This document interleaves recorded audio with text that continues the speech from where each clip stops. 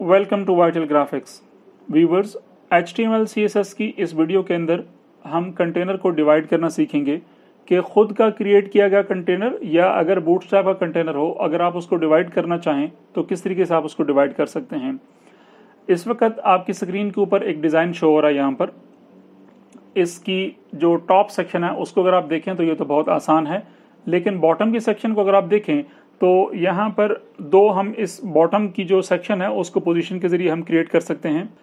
लेकिन एक्सपर्ट्स की भी यही ओपिनियन है कि आप डॉक्यूमेंट के अंदर जब तक नॉर्मल आप काम कर सकें, यानी पोजीशन को यूज़ किए बगैर जब तक आपका काम मुमकिन हो तब तक आप पोजीशन के बगैर काम करें।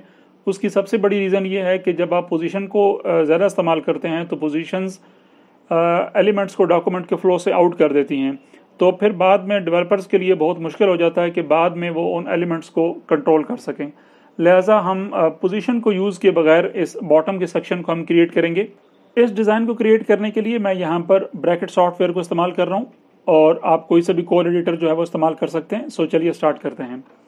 यहाँ पर अगर डिज़ाइन के अंदर आप देखें यहाँ पर तो दो सेक्शंस हैं, दो सेक्शंस के साथ मुझे काम करना है। एक टॉप सेक्शन है, सबसे पहले हम टॉप सेक्शन के साथ काम करते हैं और यहाँ पर मैं एक डिव क्रिएट कर लेता हूँ डॉट मेन टॉप स्ट्रिप और उसके अंदर कंटेनर, और कंटेनर के अंदर मैं एक और डिव क्रिएट करूँगा टॉप स्ट्रिप इनर, और इस इनर के अंदर दो डिव्स हैं। अगर आप यहाँ पर देखें तो एक ट्रायल हेडिंग है और एक ट्रायल बटन है।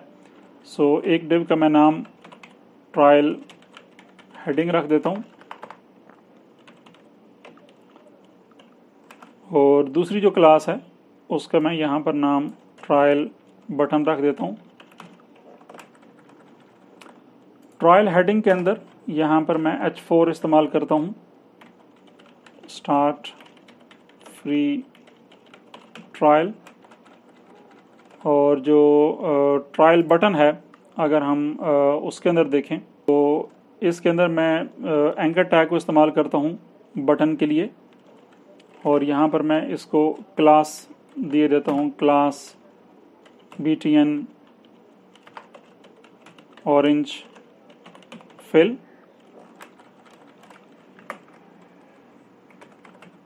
Contact us. सो यहाँ पर जब मैं इस पेज को रिफ़्रेश करूँगा तो वो कंटेनर के अंदर दोनों चीज़ें यहाँ पर मुझे नज़र आ रही हैं। अगर आप डिज़ाइन को यहाँ पर गौर से देखें तो डिज़ाइन के अंदर कुछ चीज़ें जो है वो कॉमन हैं।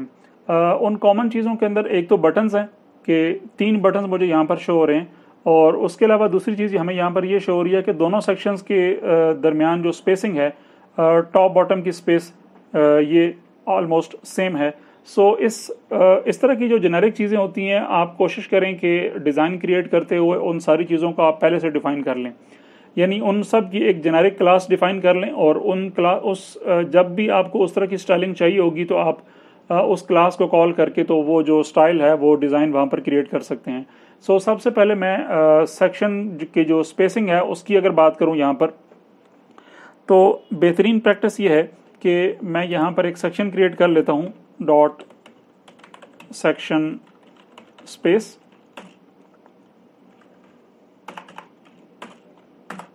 और उसकी मैं पैडिंग डिफाइन कर देता हूँ top bottom 50 pixel and right left 0।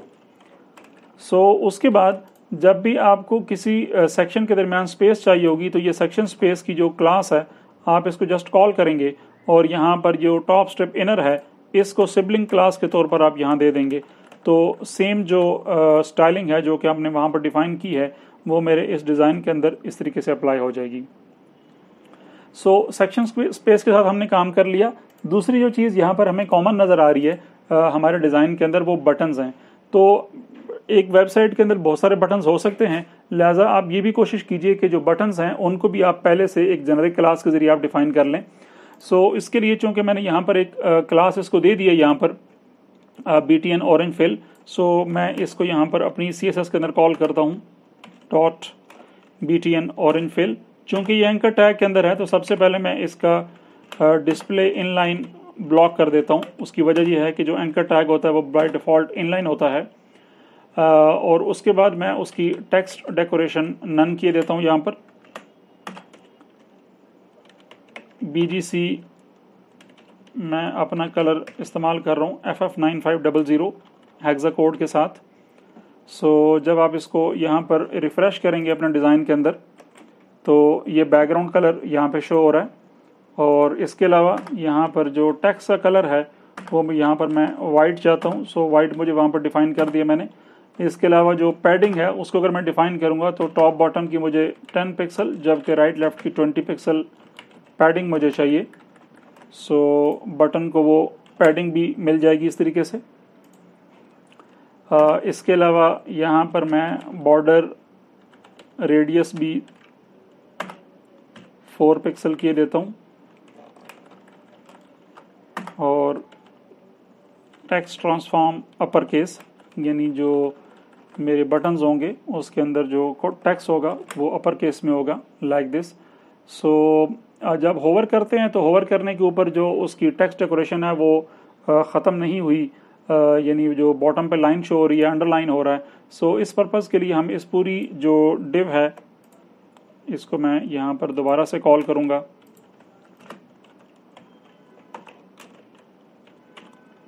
और इसके होवर पे टेक्स्ट डेकोरेशन नन एंड जब ऑरेंज होगा तो मैं चाहता हूँ कि उसके बाद जो उसका कलर है वो ब्लैक हो जाना चाहिए। And spelling and transition 0.3s यानी 0.3 सेकंड्स। लीनियर मीन स्मूथ चलेगी ट्रांजिशन। जब आप इसको यहाँ पर रिफ़्रेश कर देंगे पेज को तो जब होवर करेंगे तो वो स्मूथ वर्क करेगा इस तरीके से। इसके बाद अगर यहाँ देखें तो यहाँ वाइट बटन भी मुझे शो हो रहा है। तो मैं सेम जो स्टाइलिंग है वो सारी की सारी मैं यहाँ पे कॉपी कर लेता हूँ और सिर्फ मैं यहाँ पर जहाँ पर ऑरेंज है इसको मैं इधर वाइट किए देता हूँ और जहाँ मुझे होवर लगा है वहाँ पर भी वाइट किए देता हूँ। सो इस केस में बैकग्राउंड कलर जो है वो मेरा वाइट हो जाएगा इस तरीके से। और जो फॉन्ट कलर है वो मैं यहाँ पर ऑरेंज दिए देता हूँ यहाँ पर और बाकी चीज़ें यहाँ पर सेम रहेंगी। सो उसके बाद जो यहाँ अगर देखें तो टॉप स्टेप इनर है, मैं इसको यहाँ पे कॉल कर देता हूँ इस तरीके से टॉप स्टेप इनर। सो इसके अंदर 2 डिव्स हैं तो मैं उसको डिस्प्ले फ्लेक्स और जस्टिफाई कंटेंट स्पेस बिटवीन, जिससे दोनों जो डिव्स हैं वो आमने सामने शो होंगी कुछ इस तरीके से और दोनों जो है वो कंटेनर के अंदर हैं। लेफ़्ट साइड के ऊपर जो मुझे ये कंटेंट नज़र आ रहा है इसकी मैं यहाँ पर कलर चेंज कर देता हूँ कि कलर शुड बी ऑरेंज। तो ऑरेंज कलर जो है वो इस डिव का आपको यहाँ पर शो हो रहा है। सो इस तरीके से आप जो टॉप की जो स्ट्रिप है वो हमारी यहाँ पर क्रिएट हो गई है। उसके बाद अगर हम यहाँ पर नीचे मूव होते हैं तो नीचे जो 2 चीज़ें हैं, लेफ़्ट साइड के ऊपर हमें फुल विड्थ के ऊपर हमें जो बैकग्राउंड है वो शो हो रहा है और राइट साइड के ऊपर हमारा बैकग्राउंड इमेज है। सो इन 2 चीज़ों को हम क्रिएट करते हैं और फिर एंड पर मैं आपसे ये डिस्कस करूंगा कि किस तरीके से हम जो है वो कंटेनर को डिवाइड कर सकते हैं। लेकिन उससे पहले मुझे ये जो कंटेंट है इसको यहाँ पर क्रिएट करना है। सो उसको मैं जल्दी से यहाँ पर क्रिएट कर लेता हूँ। सबसे पहले मुझे यहाँ पर निचली जो डिव सेक्शन है उसको क्रिएट करने के लिए यहाँ पर मैं डिव क्रिएट कर लेता हूँ डॉट इन्फो सेक्शन। और इन्फो सेक्शन जो है चूंकि कंटेनर के अंदर नहीं है लिहाजा हमें यहाँ पर कंटेनर की नीड नहीं है, रिक्वायरमेंट नहीं है, लिहाजा मैं यहाँ पर 2 डिव्स क्रिएट करता हूँ। नंबर 1, एक डिव मैं यहाँ पर क्रिएट कर लेता हूँ पार्शियल कंटेनर और उसकी मैं सिबलिंग क्लास दे देता हूँ एक कॉल लेफ्ट। और सेम क्लास मैं सेम डिव नीचे क्रिएट करूँगा दूसरी, सिर्फ उसका मैं यहाँ पर नाम राइट रख देता हूँ यहाँ पर। इसके अंदर मैं सिर्फ डमी डाटा इस वक्त सिर्फ शो करने के लिए दे रहा हूँ आपको, Loram 50 and Loram 50।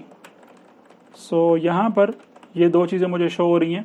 So info section को सबसे पहले मैं यहाँ पे कॉल करूँगा, इस जगह पे डॉट इन्फो सेक्शन, और इन्फो सेक्शन के साथ ही मैं इसको कह दूंगा कि डिस्प्ले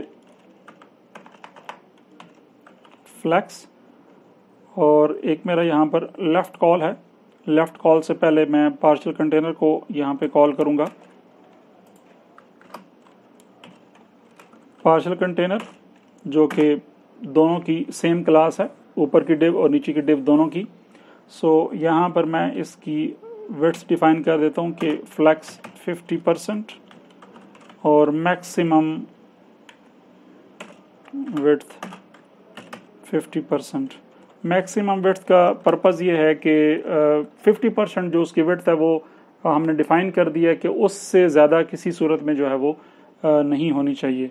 लिहाजा मैक्सिमम विड्थ 50% मैंने डिफ़ाइन कर दी, और यहाँ पर मैं इसको जब रिफ़्रेश करता हूँ तो वो दोनों जो हैं वो आमने सामने शो हो रहे हैं। सो एक काम मैं और यहाँ पर कर देता हूँ कि मुझे इन दोनों को यहाँ पे कॉल करना है, one by one call left. सबसे पहले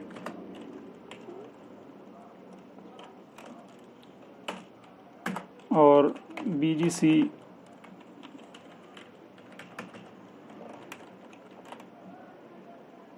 और पार्शियल जो कंटेनर है उसका जो कलर है वो मैं यहाँ पर चेंज करके वाइट किए देता हूँ यहाँ पर,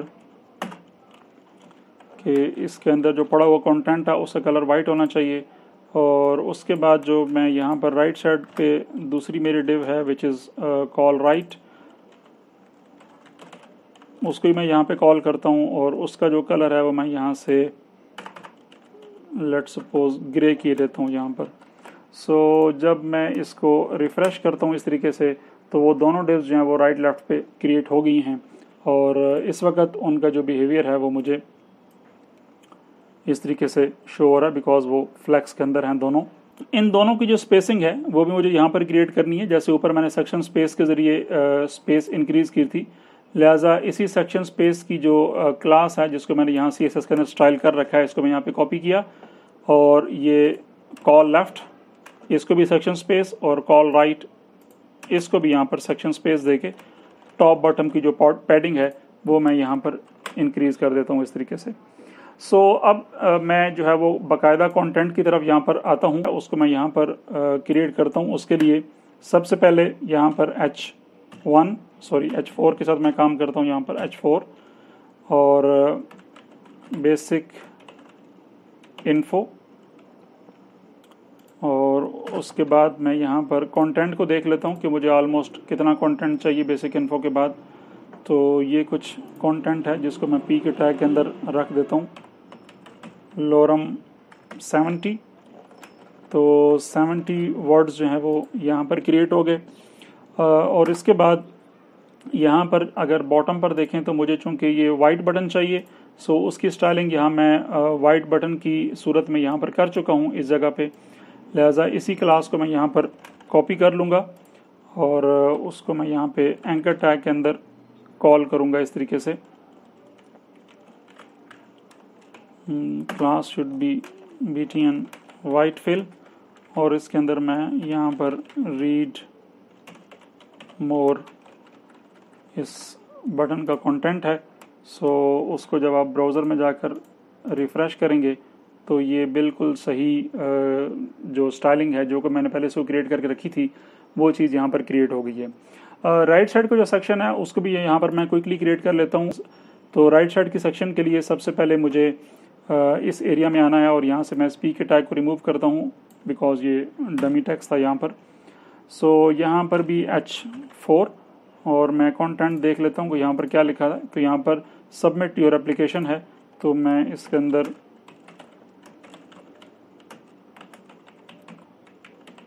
सबमिट योर एप्लीकेशन, और उसके नीचे कुछ डमी टेक्स्ट हैं, पी लॉरम सैमन। सो राइट साइड की जो सेक्शन है उसके अंदर मुझे ये कंटेंट कुछ इस तरीके से नज़र आ रहा है। नीचे जो है वो मुझे यहाँ पर फॉर्म चाहिए जो कि इस तरीके से यहाँ पर बना पड़ा है। सो इसको भी देख लेते हैं यहाँ पर। सो इस तरह का फॉर्म अगर आपको चाहिए तो आप बूटस्ट्रैप में जाएंगे, गेट बूटस्ट्रैप, और यहाँ पर कंपोनेंट्स में आ जाएंगे आप स्ट्रेट अवे, और कंपोनेंट्स के अंदर यहाँ पर फॉर्म्स, और फॉर्म्स में यहाँ नीचे अगर आप आकर देखें तो यहाँ से आपको साइड बाय साइड दो, जैसे कि ये दो हैं, तो अगर आपने इनको क्रिएट करना है तो क्विकली मैं इस फॉर्म रो को यहाँ से उठा लेता हूँ, कॉपी कर लेता हूँ, जिसके अंदर कॉलम D6 दो 6 कॉलम के दो जो इनपुट्स हैं वो मौजूद हैं। लिहाजा मैं यहाँ पर P के टैग के बाद एक मैं डिव क्रिएट करता हूँ, यहाँ पर फॉर्म का टैग दे देता हूँ डिव के बजाय, और इस फॉर्म के अंदर मुझे यहाँ पर इसको पेस्ट करना था, लिहाजा मैंने उसको इसके अंदर पेस्ट कर दिया। एक और चीज़ कि अगर आपने यहाँ पर ये कॉल राइट और सेक्शन स्पेस वाला ये आपने क्रिएट की है यहाँ पर, तो यहाँ पर एक और चीज़ जो है जिसको हमने यहाँ पर फॉलो करना है, और वो ये चीज़ है कि मुझे यहाँ पर एक और लेयर क्रिएट करनी है, यानी एक और मैं एक्स्ट्रा डिव यहाँ पे क्रिएट करता हूँ, डॉट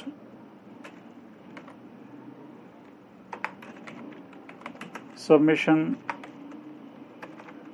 फॉर्म, और सबमिशन फॉर्म के अंदर वो सारा कंटेंट मैं यहाँ पर इस तरीके से पुट किए देता हूँ, और जब आप इसको ब्राउज़र में जाकर चेक करेंगे तो वो आपको कुछ इस तरीके से शो होगा।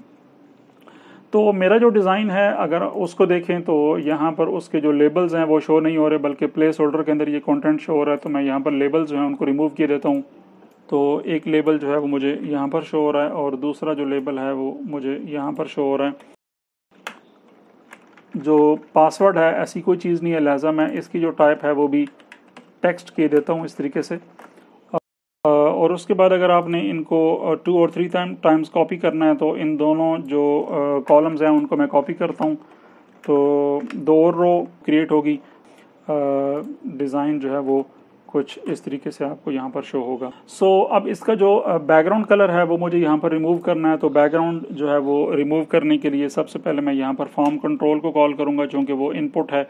लेकिन इससे पहले मुझे जो मेरा पेरेंट है विच इज़ सबमिशन फॉर्म, जो कि मैंने इनकी डिव से बाहर मैंने क्रिएट किया था, उसको सबसे मैंने टारगेट करता हूँ सबमिशन फॉर्म। इसको मैं यहाँ पर फ़िलहाल के लिए ब्लैंक छोड़ देता हूँ, और इसके अंदर सबमिशन फॉर्म जो है वो इसके अंदर मुझे यहाँ पर जो फॉर्म कंट्रोल है जो कि इनपुट की क्लास है, मैं उसको यहाँ पे टारगेट करता हूँ, और उसका जो बैकग्राउंड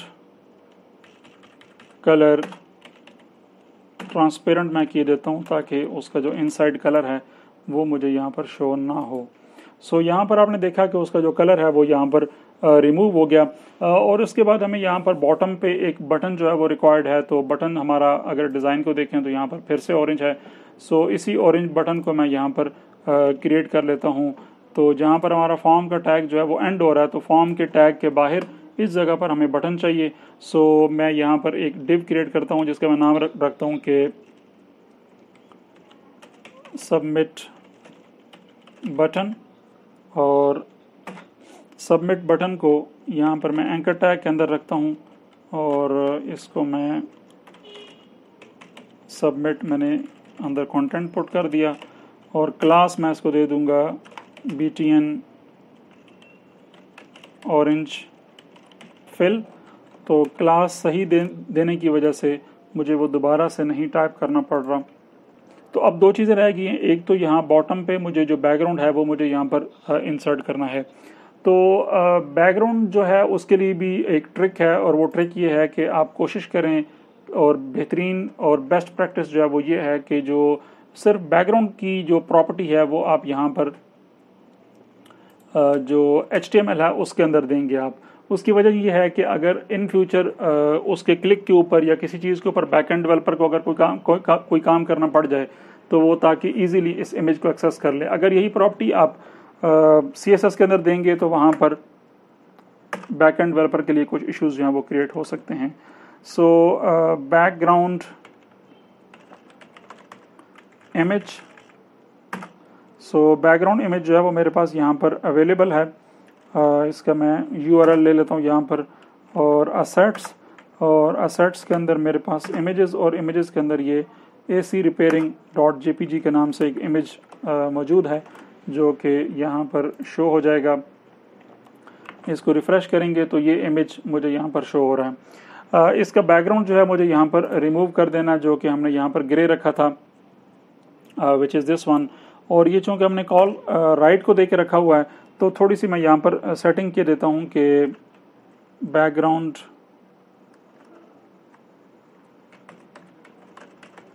पोजीशन, सो पोजीशन के अंदर सेंटर भी कर सकते हैं, लेकिन परसेंटेज में दे दें तो वो बेहतर है कि 50%, 50%, तो उसकी जो पोजीशन है वो यहाँ पर इस तरीके से सेंटर में हो जाएगी।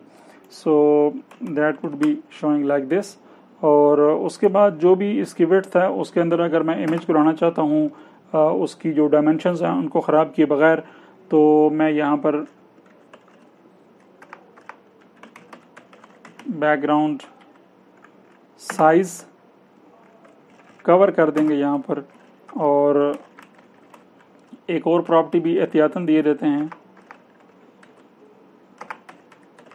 बैकग्राउंड रिपीट नो रिपीट, कि उसकी रिपीटिशन जो है वो नहीं होनी चाहिए। सो यहाँ पर जब हम इसको रिफ़्रेश करेंगे तो ये इमेज आपको इस तरीके से नज़र आ रहा है। अब इस इमेज के ऊपर मुझे ओवरले जो है वो अप्लाई करना है। सो लिहाजा मैं सूडो क्लास के ज़रिए यहाँ पर ओवरले जो है वो अप्लाई किए देता हूँ इसके ऊपर। सो मैंने इसको कॉपी किया, और कॉपी कर लेने के बाद मैं इसको यहाँ पर पेस्ट कर देता हूँ, और पेस्ट कर लेने के बाद यहाँ पर मैं इसके ऊपर आफ्टर, और आफ्टर जो सूडो क्लास है उसकी कुछ मैं यहाँ पर प्रॉपर्टीज़ लिख लेता हूँ कि एक कंटेंट नन, पोजीशन मैं इसको दिए देता हूँ एब्सोल्यूट, और टॉप 0, राइट 0,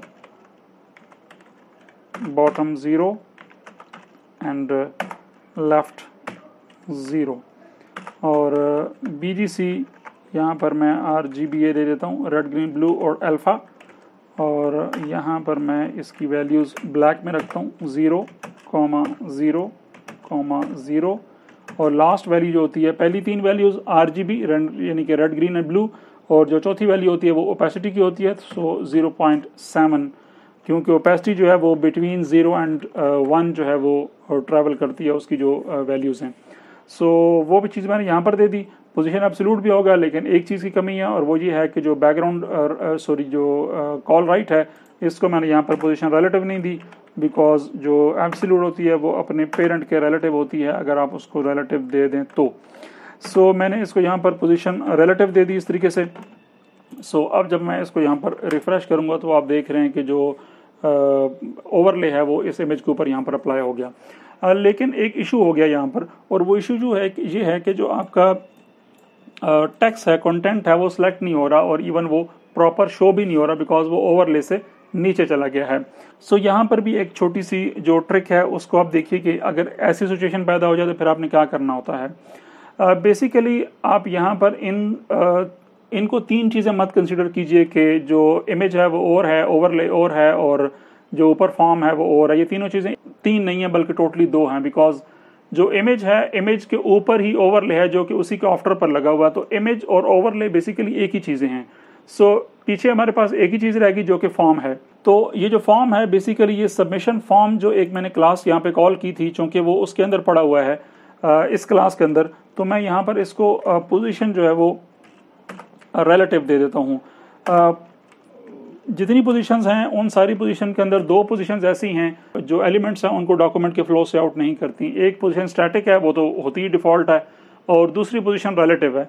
ये याद रखिएगा कि जो पोजीशन रिलेटिव होती है वो जो एलिमेंट्स हैं उनको डॉक्यूमेंट के फ्लो से आउट नहीं करती, लेकिन उसका जो फ़ायदा होता है वो ये होता है कि वो इंडेक्सिंग को उठा लेती है, यानी जी इंडेक्स की जो प्रॉपर्टी है वो यहाँ पर वर्क करेगी। और अगर मैं यहाँ पर इसको जी इंडेक्स दिए देता हूँ 1, तो आप देखेंगे कि जो मेरा फॉर्म है वो शो हो जाएगा इस तरीके से। अब लास्ट जो चीज़ है वो हमारे पास ये आ गई है कि हमने जो बूटस्ट्रैप का कंटेनर है उसको हमने डिवाइड करना है यहाँ पर, और हमने अपने इस डिज़ाइन को फुली रिस्पॉन्सिव बनाना है। इस सेक्शन के अंदर हम कंटेनर को डिवाइड किस तरीके से कर सकते हैं उसको सबसे पहले देख लेते हैं। सबसे पहले हम ये देख लेते हैं कि बूटस्ट्रैप ने कंटेनर को कितनी विड्थ दे रखी है। यहाँ पर अगर मैं कंटेनर के ऊपर क्लिक करता हूँ इंस्पेक्ट करके, तो यहाँ पर हमें पता चलेगा कि मैक्सिमम जो विड्थ था कंटेनर की वो 1140 पिक्सल है, जो कि बूटस्ट्रैप ने बाय डिफॉल्ट कंटेनर को देकर रखी होती है। हमें यहाँ पर क्या काम करना है कि मुझे यहाँ पर एक एक्स्ट्रा डिव क्रिएट करनी है, जिसको मैं नाम रख देता हूँ कंटेनर हाफ। कंटेनर हाफ जो होगा उसकी मैक्सिमम विड्थ मैं यहाँ पर डिफाइन कर देता हूँ। इसको कैलकुलेट करेंगे, और कैलकुलेशन में अगर हम यहाँ पर देखें तो 1140 पिक्सल जो है वो उसकी टोटल विड्थ है, उसको डिवाइडेड बाय 2, उसको 2 के साथ डिवाइड कर देंगे हम इस तरीके से। वो यहाँ पर डिवाइड हो जाएगा कंटेनर हाफ। और यही जो कंटेनर हाफ है इसको मैं इस लेफ्ट कॉलम और जो राइट कॉलम है इसका चाइल्ड यहाँ पर मैं बना देता हूँ। इस पूरे कंटेंट को मैंने यहाँ पर कट किया और यहाँ पर डॉट कंटेनर हाफ, और उसके अंदर मैं इसको इस तरीके से पुट कर देता हूँ। और इसी तरह दूसरा जो मुझे यहाँ पर सबमिशन फॉर्म है, सबमिशन फॉर्म की पूरे जो कंटेंट है टैग समेत इस क्लास समेत इसको मैं यहाँ पे कट किया, और इसको कट कर लेने के बाद यहाँ पर मैं कंटेनर हाफ यहाँ पे भी क्रिएट कर लेता हूँ, और कंट्रोल वी के साथ मैंने इसको पेस्ट कर दिया। तो अब वो जो हाफ डिव है वो यहाँ पर क्रिएट हो गई है। अब जब मैं इसको यहाँ पर रिफ्रेश करूँगा, कंटेनर है वो डिवाइड हो चुका है। अब थोड़ी सी अलाइनमेंट की बात आ जाती है, और अलाइनमेंट के अंदर ये भी आपको पता होना चाहिए कि जो बूटस्ट्रैप है उसने कंटेनर को राइट लेफ्ट से 15-15 पिक्सल की पैडिंग दे के रखी होती है। मुझे भी यही चाहिए कि मैं यहाँ पर अपने कंटेनर को, जो कि हाफ कंटेनर मैंने यहाँ पर डिफाइन किया, उसको मैं यहाँ पर पैडिंग दे देता हूँ टॉप बॉटम 0, राइट लेफ्ट की 15 पिक्सल। ये कंटेंट यहाँ पर 15-15 पिक्सल की जो पैडिंग है उसके साथ यहाँ पर क्रिएट हो गया। राइट साइड से अगर हम देखें तो ये बिल्कुल उसके अलाइन है, बिल्कुल ठीक हो चुका है। लेफ्ट साइड से ये भी अलाइन नहीं हुआ, उसको भी अभी देख लेते हैं। यहाँ पर जो हमारे पास कॉल लेफ्ट है उसको मैं यहाँ सबसे पहले टारगेट करता हूँ, which is this one call left, और यहाँ पर मैं उसको कॉल किए देता हूँ इस तरीके से, एंड कॉल लेफ्ट। और यहाँ पर अगर आप देखें तो जो मेरा कॉल लेफ्ट है, कॉल लेफ्ट के अंदर यहाँ पर कंटेनर हाफ है। मैं इस कंटेनर हाफ को यहाँ पे इसके साथ कॉल करता हूँ इस तरीके से, और जो कॉल लेफ्ट के अंदर जो कंटेनर हाफ है उसका मार्जिन लेफ्ट ऑटो कर देता हूँ मैं यहाँ पर। तो यहाँ पर अगर आप देखें तो ये उसके डिवाइड होने की वजह से यहाँ से लेफ्ट साइड से भी परफेक्टली अलाइन हो चुका है। अब जब मैं इसको यहाँ पर स्क्रीन को छोटा करता हूँ तो यहाँ पर डिज़ाइन मुझे कुछ इस तरीके से नज़र आ रहा है। बिल्कुल ठीक है, लेकिन मैं यहाँ पर ये चाहता हूँ कि जो मेरी स्क्रीन है जब वो 991 पिक्सल के ऊपर जब पहुँचे, यानी उसकी इतनी छोटी हो जाए, फिर इन दोनों को यहाँ से ब्रेक हो जाना चाहिए। इस पर्पज़ के लिए यहाँ पर मैं मीडिया क्यूरी में जाता हूँ, यहाँ पर @media मैक्सिमम विड्थ 991 पिक्सल्स, जिसकी इस चीज़ को हमने डिस्प्ले फ्लेक्स किया था इन्फो सेक्शन। तो सबसे पहले मैं उसको कॉल करूँगा यहाँ पर डॉट इन्फो सेक्शन, और इन्फो सेक्शन के अंदर मेरा पार्शियल कंटेनर है जिसको मैंने जो विड्थ था वो 50% दे रखी है यहाँ पर। मैं इसको यहाँ पर कॉल करूँगा इसी के अंदर, और यहाँ पर आकर मैं कहूँगा कि flex 100% and maximum width 100%। सो जब हम इसको रिफ़्रेश करेंगे यहाँ पर तो अभी ये ब्रेक नहीं होगा। उसकी जो रीज़न है वो ये है कि जहाँ पर हमने इसको डिस्प्ले फ्लेक्स दिया है इन्फो सेक्शन को, वहाँ पर फ्लेक्स रैप देना भी ज़रूरी है। So flex wrap by default no wrap होता है, सो मैं इसको फ्लेक्स रैप दे दिया मैंने। सो इसको जब हम यहाँ से छोटा करेंगे